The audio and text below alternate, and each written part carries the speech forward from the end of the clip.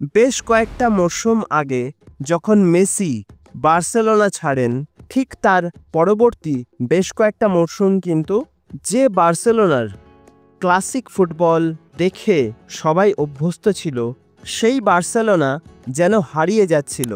অনেক কোচ এসেছেন, কিন্তু তারা সেই সাফল্যের স্তরে দলটাকে পৌঁছে দিতে পারেননি।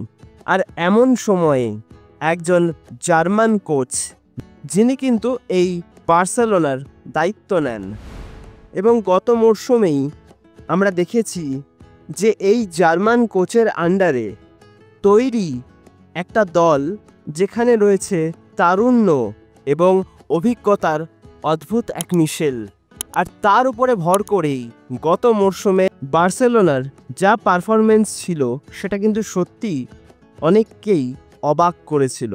আর এবার সেই সাফল্যের ধারা অব্যাহত রাখতে জার্মান কোচ, যার হাত ধরে নতুনভাবে ফিরে এসেছিল বার্সেলোনা, সেই হ্যান্সি ফ্লিক, তার সঙ্গে 2027 সাল পর্যন্ত চুক্তি বৃদ্ধি করল বার্সেলোনা। অর্থাৎ 2027 সাল পর্যন্ত আমরা কিন্তু এই জার্মান কোচকে বার্সেলোনার হেড কোচ হিসেবে দেখতে চলেছি। তো এই আপডেটটা সকল বার্সা ফ্যানদের কেমন লাগলো অবশ্যই কিন্তু আমাকে কমেন্ট করে জানিও।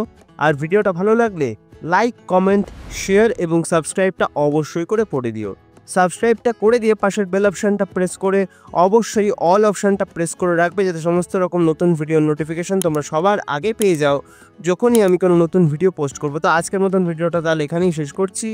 দেখা হবে আবার পরবর্তী ভিডিওতে, নতুন কোনো দিন, নতুন কোনো সময়। তোমরা ভালো থেকো এবং অবশ্যই সুস্থ থেকো।